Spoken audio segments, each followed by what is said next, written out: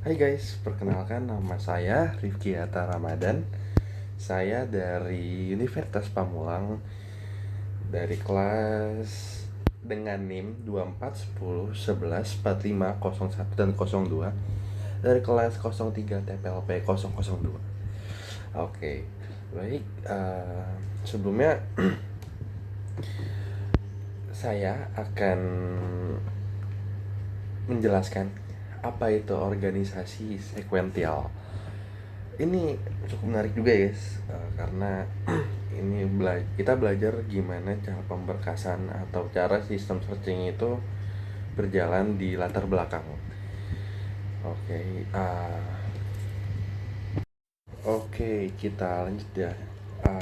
Oke, ini kita masuk ke tahap pengertian. Sebenarnya apa sih itu organisasi berkas sekuensial? Organisasi berkas sekuensial adalah metode menyimpan data di mana record disimpan secara berurutan berdasarkan urutan tertentu. Nah, biasanya ini tuh berdasarkan nilai kunci atau key field. Nah, data diakses itu satu persatu mulai dari record pertama hingga record yang dicari ya. Record yang dicari untuk ditemukan. Oke. Karakteristiknya itu kita akan belajar kita akan belajar karakteristik, cara kerja, dan kelebihannya. Karakteristiknya dulu.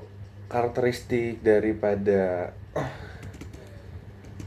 organisasi berkas sekuensial itu adalah data disimpan secara berurutan, akses dilakukan secara berantai, dan cocok untuk pemrosesan batch.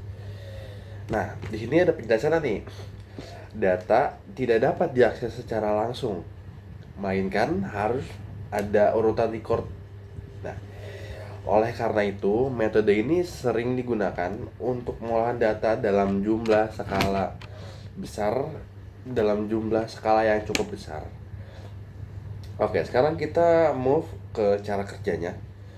Cara kerjanya yaitu dengan data dibaca dari awal hingga data yang dicari ditemukan.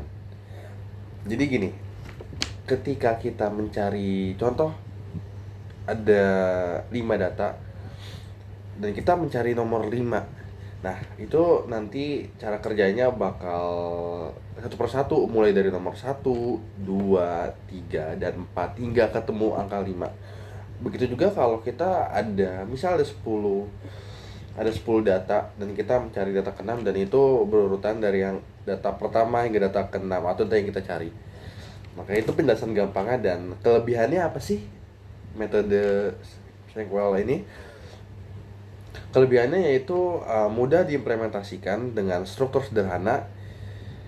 Habis itu juga efisien untuk pengolahan data berurutan. Nah, karena strukturnya sederhana, organisasi berkas sekuensial mudah dibuat dan dikelola. Metode ini sangat baik untuk proses pembacaan data. Oke, kita cari tahu apa sih kekurangan dan contoh penggunaannya.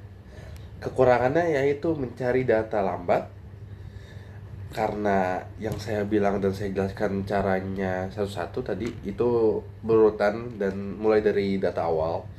Dan kedua, itu sulit melakukan perbaruan data. Yang ketiga, menambah data perlu pengurutan ulang lagi. Nah, jadi semakin banyak data yang disimpan, semakin lama juga nih waktu yang diperluin buat nyari data. Selain itu, penambahan dan penghapusan data memerlukan penyusunan ulang berkas. Nah, contoh penggunaannya apa sih? Uh, Oke, contoh penggunaannya yaitu data mahasiswa. Misalkan ada 3. Ada yang pertama ada 1 data mahasiswa, 2 ada penggajian karyawan, 3 ada arsip transaksi. Nah, penjelasannya, metode ini tuh sering digunain pada sistem yang lebih sering membaca data daripada pengubahannya, seperti arsip nilai mahasiswa atau laporan keuangan. Oke. Nah, ini kita bakal langsung kesimpulannya aja. Kesimpulannya, organisasi berkas sekuensial menyimpan data seluruhan berurutan berdasarkan key. cocok untuk pemrosesan data secara batch dan berurutan, mudah diimplementasikan serta memiliki struktur sederhana, kurang efisien untuk mencari dan memperoleh data yang sering. Masih digunakan pada berbagai sistem administrasi dan pengarsipan data. Oke, mungkin sekian aja dari saya. Kurang lebihnya mohon maaf, dan mungkin emang banyak kurangnya. Segitu aja. Terima kasih dan see you.